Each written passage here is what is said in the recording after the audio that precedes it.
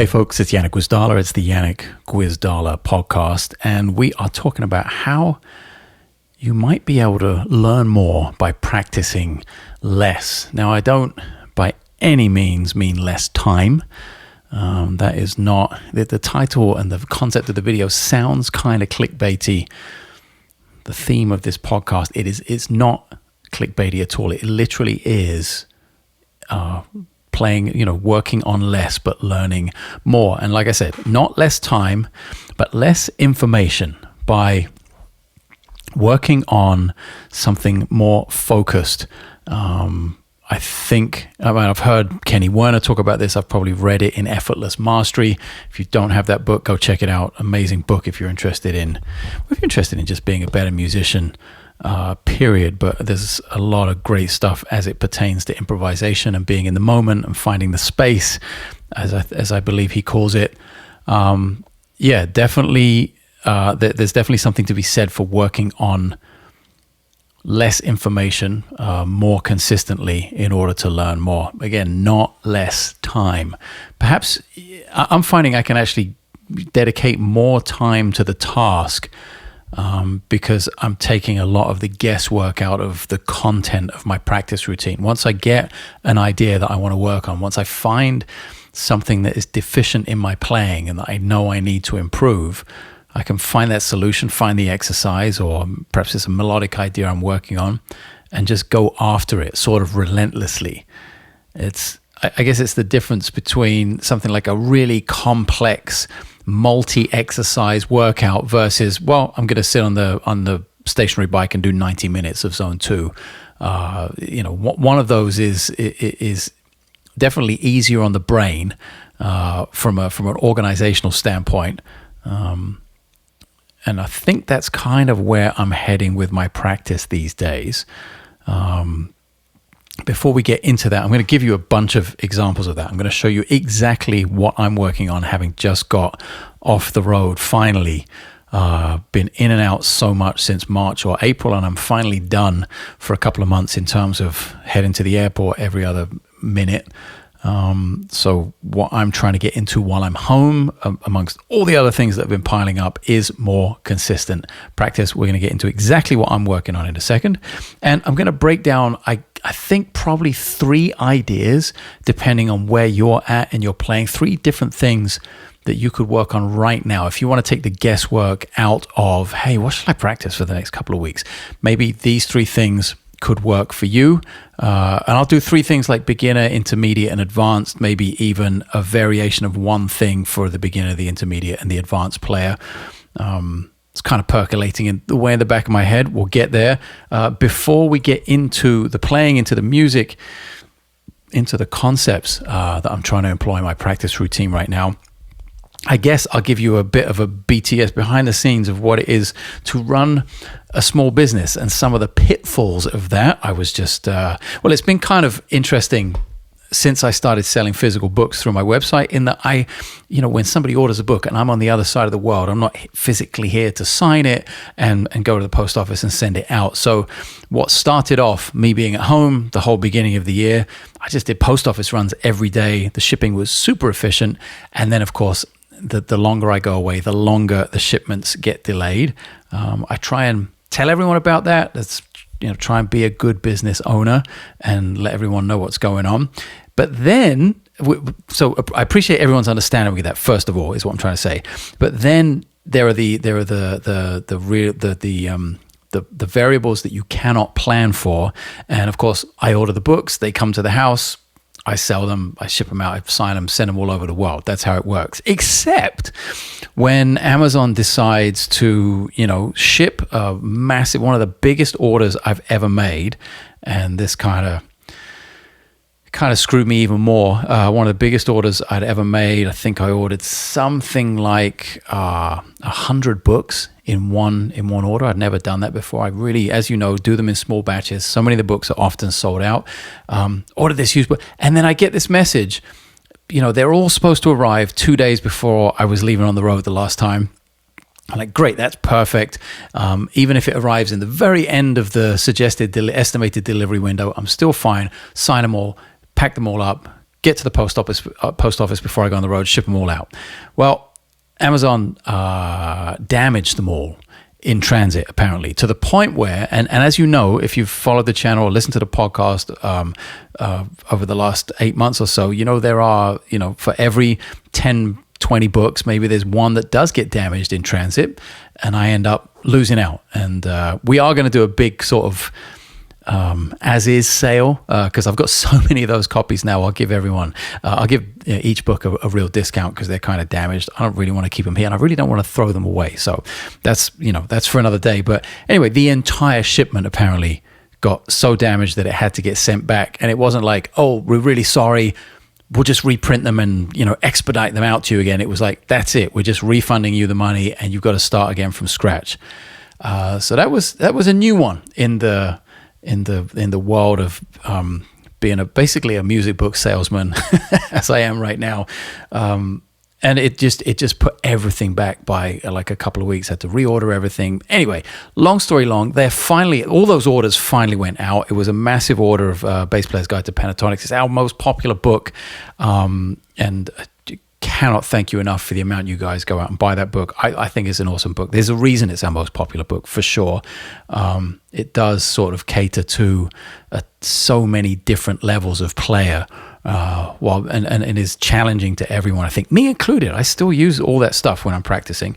And yeah, with that shipment came obviously some fresh copies, so we have some more in stock. And right now we have Pentatonics in stock. We have Chord or Harmony Volume 1 in stock, and very rarely is this book in stock. I have a very limited, I think I only got 10 of these, but Iconic Lines is one of my favorite books of the entire library of 21 or whatever it is we've done so far to put together, because it's the history of jazz. It's from the 20s and 30s all the way to the modern day, chronicling so many of my favorite players. So anyway, we got some of those in stock, physical copies, and some sight reading. We all need to be better readers, me included.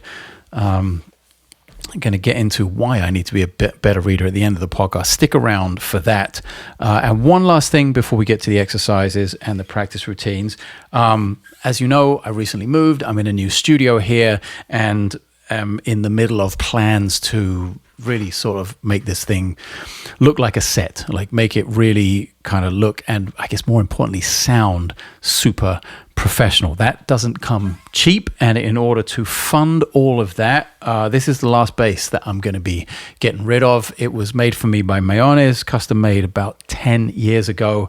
In return for them making it for me, I did make some videos for them. I've used it on records over the years, but this is basically, as I sort of whittled down my stable of basses, this is the last one that's on the chopping block. It's at the website. It's linked below in the description of the video, or in the show notes if you're just listening on Spotify or Apple Podcasts. I've reduced it a little bit because I really just want to get it out of here now, and I'm really sort of psyched to get this room sounding way less boomy and just start making records in here, and filming more high-end videos and getting it looking and sounding right. I've given it a bit of a discount. And not only that, we're going to do international shipping. I've finally decided international shipping is a thing. And not only that, but it's free. This bass will ship free anywhere in the world. So there is, as you can see, only one of them. It's at my website. It's in the store. And you can go get it right now. And that will... if you follow the channel and you're subscribed and you watch the videos, listen to the podcast, you will see some pretty major changes to the setup here. I'm just going to simply reinvest all the money that comes from selling this instrument back into the YouTube channel, into the setup, into creating everything that I create here. And yeah, that's it. That's all the catching up. That's all the news. Now let's get into how to practice less and learn more. Every time I say it or think it, it does sound like a weird statement to make. But we are talking about really focusing in on something. It doesn't have to be, I'm not saying it has to be simple or easy. It's always, I think it's always better to work on something that's challenging.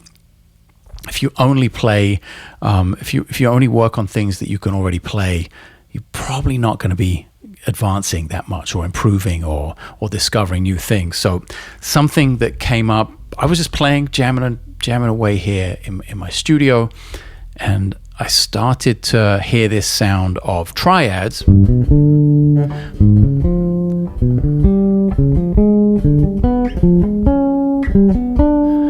Triads are tritone apart. Because I have the luxury of the amp on in the room, I'm going to take out one ear and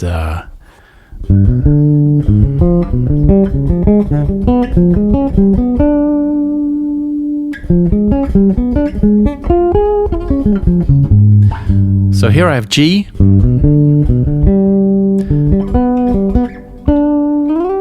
and D flat.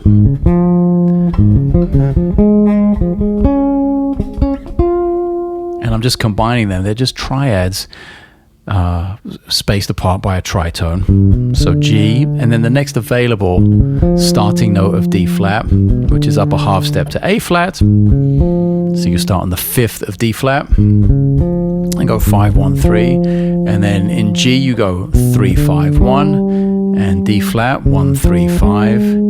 And in G 5, 1, 3, and in D flat 3, 5, 1, and so on and so forth. And I'm not just sticking to the triads, but I am sticking to this harmonic concept. And you don't have to go too far away from that. I'm going to add one more note in a second, just a chromatic approach note to each triad.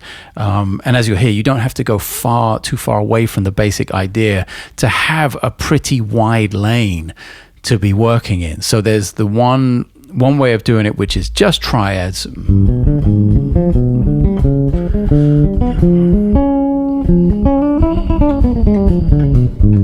And I'm kind of moving, I always like to put a button on things, a tail, some sort of, musical, a line or statement, a shape, something that is beyond just the nuts and bolts of the grind, of the pattern. I really don't want to get stuck into a box where I'm just playing the pattern. So I always try and have some sort of melodic idea at the end of the phrase.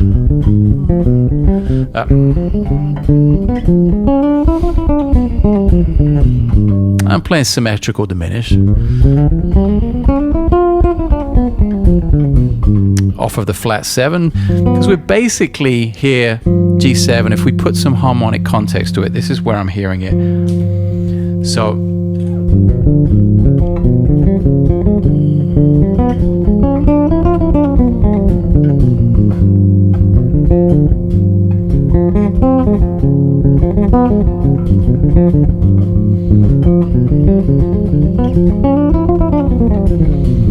that's basically the harmonic context. It's just a dominant chord, dominant sound, and I'm playing the triad based off the root, the G, and the triad based off the tritone, the D flat, and I'm playing them in inversions. And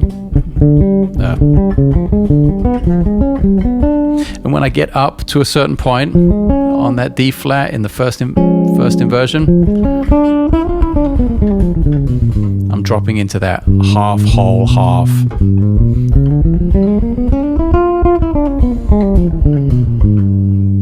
Symmetrical diminished, which is basically symmetrical in the sense that you play half step, whole step, half step, whole step, all the way down the scale or up the scale.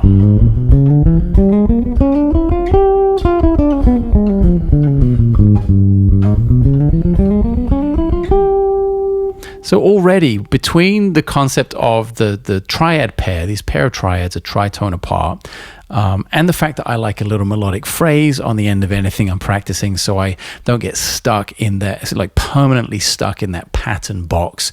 Already we have kind of a wide lane based off of one fairly simple concept at the end of the day. And as I said before, I'm going to add one chromatic approach note to each triad.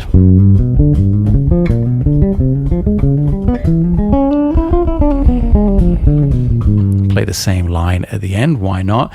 And what that is really all of those same triads: G, D flat, G, D flat, G, D flat, and starting a half step below each starting point. And some of those notes are not going to make too much sense, especially in the context of a G7, for instance, a dominant chord, which has an F natural and it has a flat 7 on it, but the chromatic approach note to the first triad ends up being a natural 7.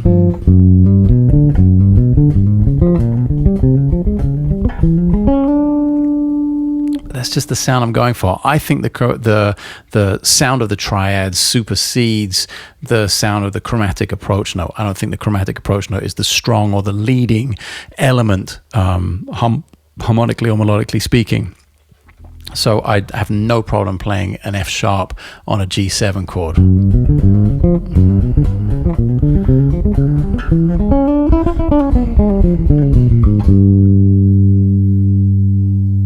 So that's with the approach, and then just the 3 notes. And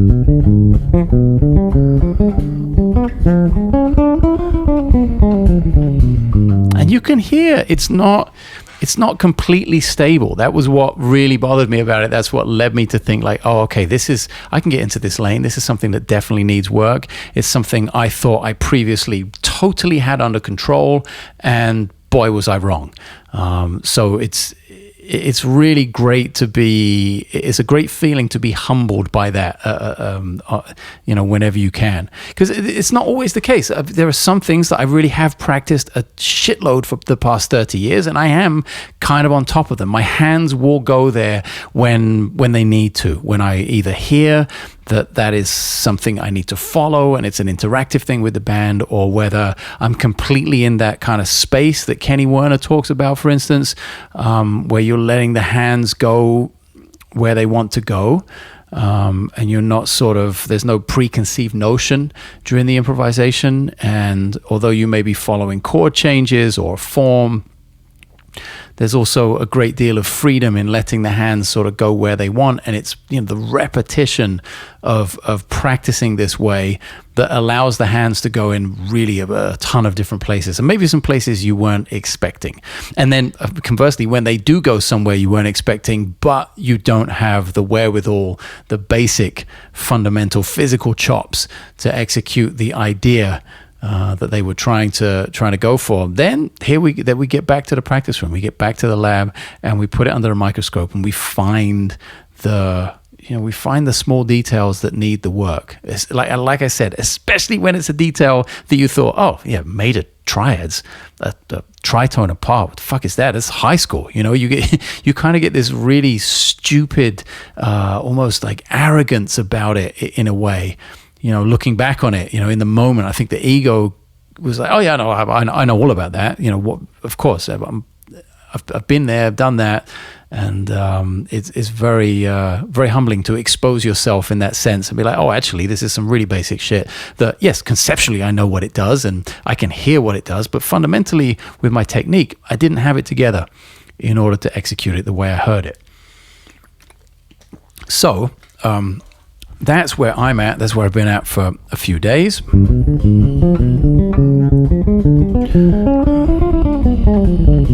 And there are a lot of different things you can do with that as well, rhythmically. So far, I'm going 1, 2, 2, 3,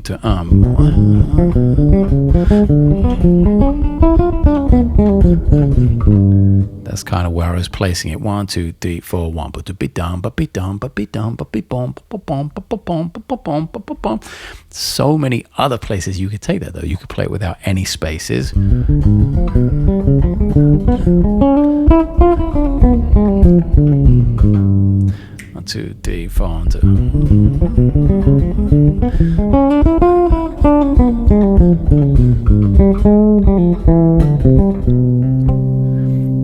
And don't be afraid to, I know I'm here preaching about, hey, stick to the one thing really consistently. Don't be afraid to let the music resolve and to go to the next step as and when you hear it. Have the discipline not to, but sometimes let it go, just like I did there when we went from... Yeah.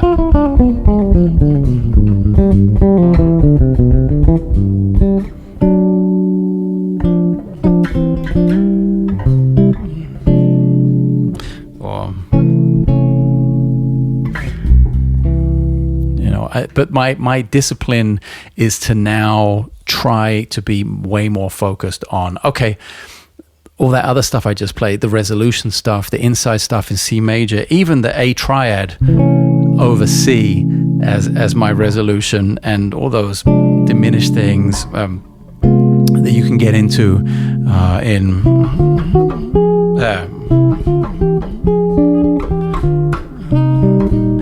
that you can get into in diatonic harmony. That is under the fingers. I feel myself being quite confident with that, and not questioning it. So really, I have to, because that stuff's fun to get into, and it's very easy to get into, as you can hear.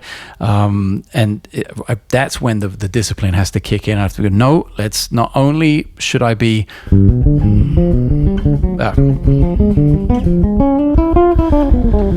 not only should I be focused on that, but I should be focused on making sure it's completely natural in any key. Like, can I take that up a whole step? From G to A7, and really useful if you have a freeze pedal, the Electro-Harmonix freeze pedal. I have the poly sustain. It's a block in the HX Stomp, for instance, to give yourself some context, just to sustain a chord.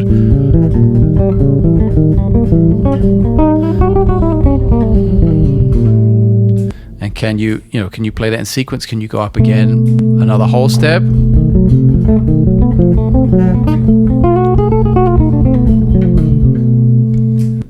And so on and so forth. How strong are you in all 12 keys? It's the same fingering. These are the same shapes. It's, conceptually, that's a drag when you get a little glitch stuck in the poly sustain. Conceptually, you think, oh yeah, I'll just move the whole thing up a half step and make it happen right away. It's not always as simple as that. And some keys, I don't think there are hard keys or easy keys to play in, but they all feel slightly different. Even though the shape, the pattern, the symmetry of it, especially on the instrument here, is tuned in fourths, can be perceived as conceptually quite simple. It's not always that easy, even just to move something a half step. Like if we take the one in A.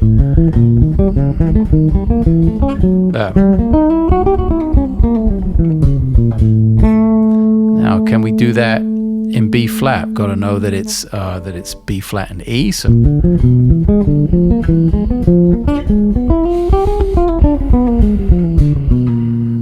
now, maybe a week ago, I wouldn't have been able to do that as well.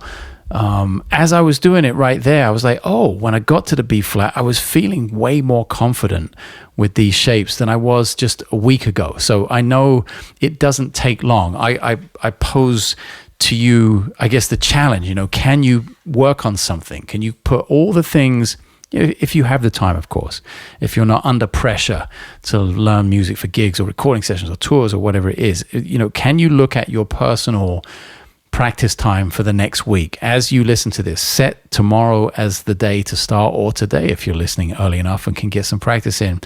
Can you say, let's pick the three things. I said I was going to give you three things. We're talking about triads, so why not take it from there? Why not go with the basics?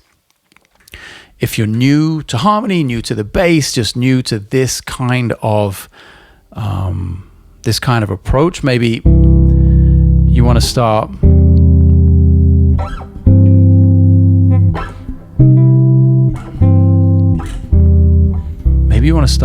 with some triad inversions. In fact, I'll drop it down for everyone who's playing with a 4-string. I know I have the 5-string in my hands, but the bottom 4 strings, same E, A, D, G, just the same as any 4-string. Let's drop it to G. So everyone watching, no matter how you have your bass strung, can join in.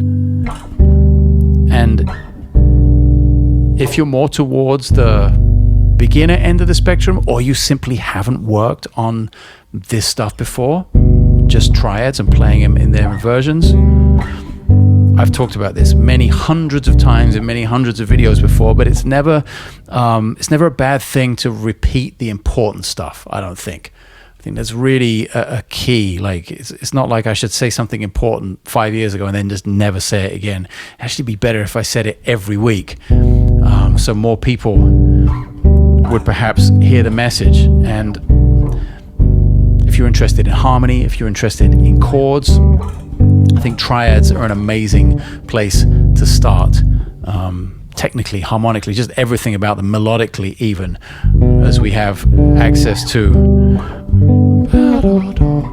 this melody here.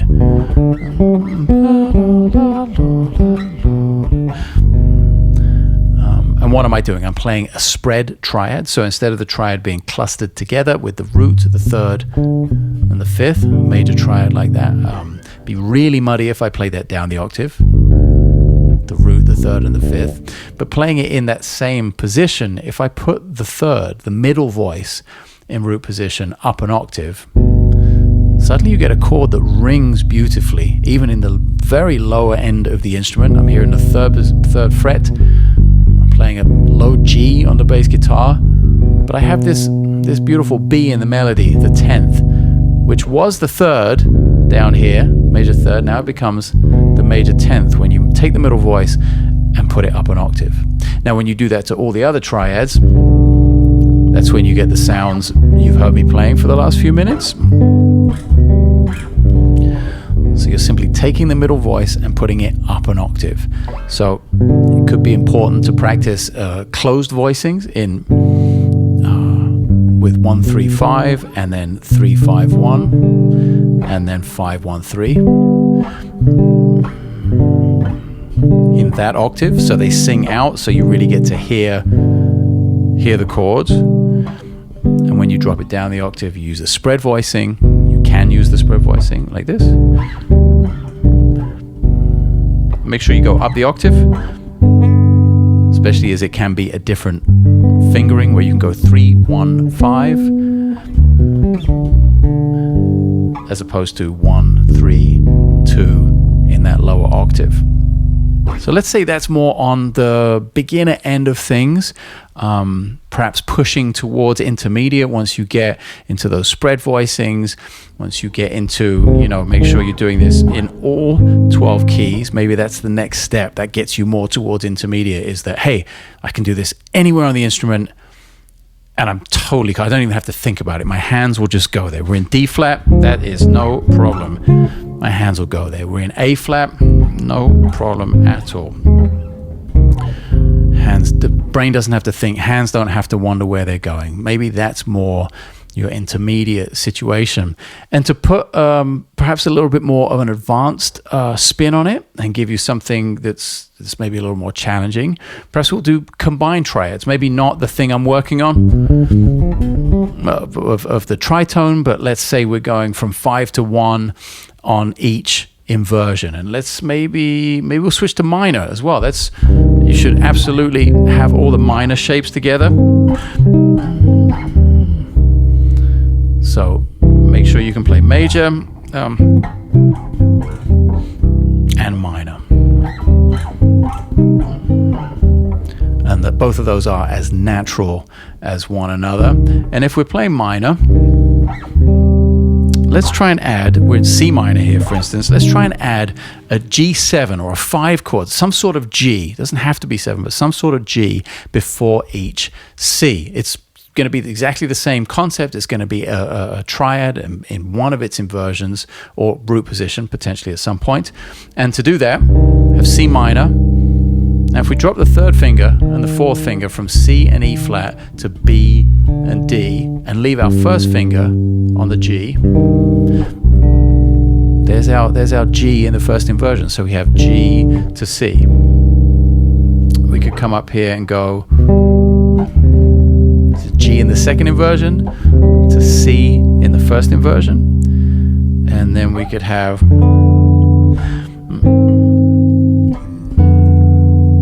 kind of a G7 rooted in the flat 7, going to C in the second inversion, and then we're up the octave, G first inversion, C root position. So this is definitely getting a little more advanced in terms of the fingering, in terms of having to have combinations of triads and having resolution, having tension with the 5 chord and resolution to the 1 chord. So 5, 1, 5, 1, 5, 1, 5, 1. How would I do? How would I do it like that? Also, another add-on here, a little bonus situation. You could use diminished. You could use diminished, kind of based off a G7, all the same shape. Then you wouldn't be doing inversions when you got to the 5 chord, but it would be the same shapes. It might make it a little bit easier. So B diminished, and I'm voicing it with the 6th and the 10th. So B, A flat, D, D, B, F, and then when I get up here, I'll probably go to the A flat. I'll skip one and go to the A flat. So A flat, F, and B. So that sounds like.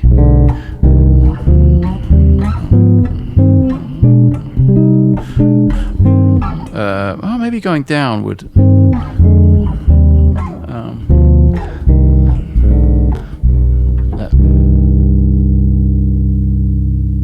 So harmonically, we haven't gone too crazy. We're still just going 5 to 1. But when you are inside kind of the subtleties and the nuance and the small details, as you can hear, you can get so much mileage out of what starts off as a very simple idea. Remember, we just started off.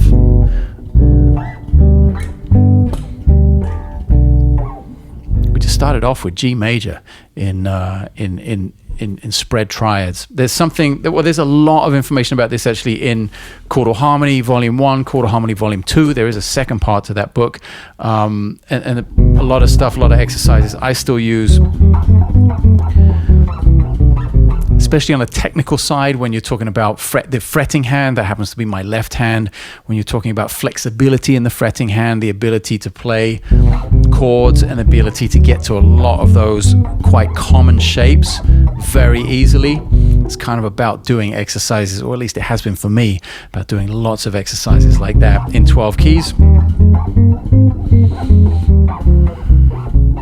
And using combinations of fingers on the fretting hand right there. You could see I was using 2 and 3 all the way up, exactly the same on each pair of notes. Why not use 1 and 2? Again, this is something I've talked about ad nauseum many times before, but it doesn't make it any less important, and it doesn't mean I'm going to talk about it any less in the future. Like I said, I think it's important to talk about the most fundamental and most important things very often.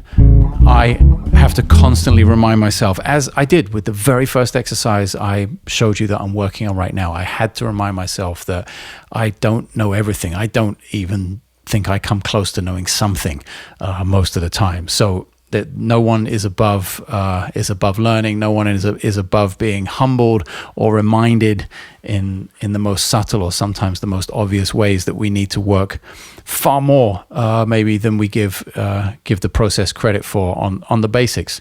I think that's a ton of information probably to get you started if you're perhaps stuck on the practice routine, or you just you're curious and you want to try out something different, or try what I'm doing.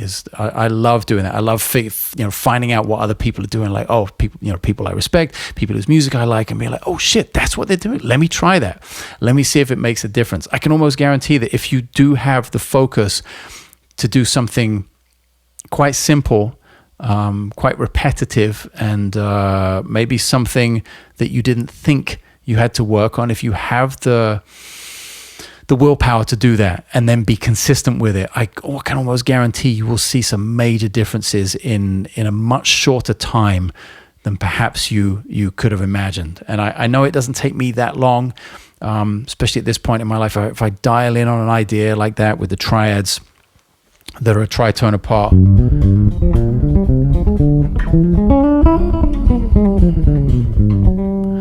in a week, in 10 days, even 2 weeks of doing that every day for a couple of hours, the difference is monumental. And then I have the confidence to go out on the bandstand and let my hands go there naturally. I'm never going to go out on the bandstand and say, oh, it's time to try the tritone triad lick now.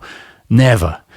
There might be some common thread. When I play many nights in a row on tour, there might be a common thread of a melodic idea that comes up that I do purposely go back to try and develop each night.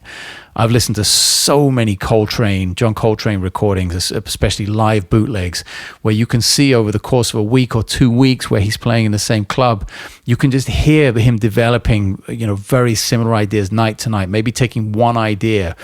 And it starts off as a very simple idea, and he manages to develop that over the course of a week or two with his band. So I absolutely do that sometimes, but I never approach it in the sense of, oh, it's time to play. Let's see how many times I can play the triad tritone lick over this dominant chord. And that, I'm not trying to force the issue. The practice to me is all about putting the information in the muscle memory, and then the gig is about allowing my hands, my brain, I guess, in a way, just allowing myself to hopefully get lost in the music and for the hands to go there naturally without having to force anything. And that's a heavier concept. That's a bigger concept. Like I said, I've heard Kenny Wheeler talk about that in Effortless Mastery. I'm pretty sure I've read that in the book, if I'm remembering rightly. It's been a while. Again, I highly recommend checking out Kenny Wheeler. I heard somebody told me he was working on a second book as well, Effortless Mastery 2. I guess I'll be in line to get that and check it out as well. I think he has a lot of amazing things to say. I've actually been fortunate enough to play with him a couple of times in the past as well, and it's quite an experience to get to be there on the stage with someone who's truly sort of lost in that world. And lost in a good way. I mean that in a very positive sense. It's very inspiring. And if you can find yourself in a situation where there are multiple people channeling that sort of concept in the same ensemble, then I think you have some real chance to find something new and to find something great and just to have a really good experience at the end of the day. I think that's probably what everyone's after, is a fun, confident, expressive experience, both from the musician standpoint and from the audience that has chosen to spend time listening to what you do live. So yeah, that's it. I'm back. I'm in the studio. Like I said, the bass, don't forget that. That is the last one that's going. I've reduced the price a little bit, and it's going to be free shipping worldwide. I think it's probably going to go pretty quick now. I've said that. So go check it out. It's on the website. Everything's linked in the description of the video. We've got some more chordal harmonies and bass player's guide to sight reading. I was going to talk about why sight reading is important right now. We're kind of out of time. I'll save that for another episode of the podcast. Rare copies of Iconic Lines are in stock, as are now a big batch of Bass Player's Guide to Pentatonics. I ordered extra. When that whole fuck up happened with the shipping, I was like, okay, let me not get caught out this time. I'll start ordering more copies of Bass Player's Guide to Pentatonics because it is the best-selling book, and I just don't want to get caught out and be like flustered with that stuff. And I just don't want to make anyone who's, taking the time and spending the money to buy the book to have to wait that long either. So we seem to be back on track, and there is a lot more to come. Perhaps even, or I'll tease this, I've got to talk about the vlog at some point. I really tried when I went to Morocco, and it was a complete fucking disaster. So we've got to talk about that. And there might be some streaming in the not too distant future. Maybe even tomorrow, by the time this is going out. So make sure you're subscribed to the mailing list, to the Substack, to the newsletter. That's where everything happens. That's where I talk to everyone. That's where this podcast goes out first and foremost. It is free to subscribe, as is the YouTube channel, as is Spotify, Apple Podcasts. Make sure you are subscribed to it all. It really helps everything I do, and it's completely free for anyone who's watching or listening. That's it. I will see you again. It's July 17th, 2024. I'm out of here. Appreciate you spending some of your immensely precious time with me, and I'll see you on the next video.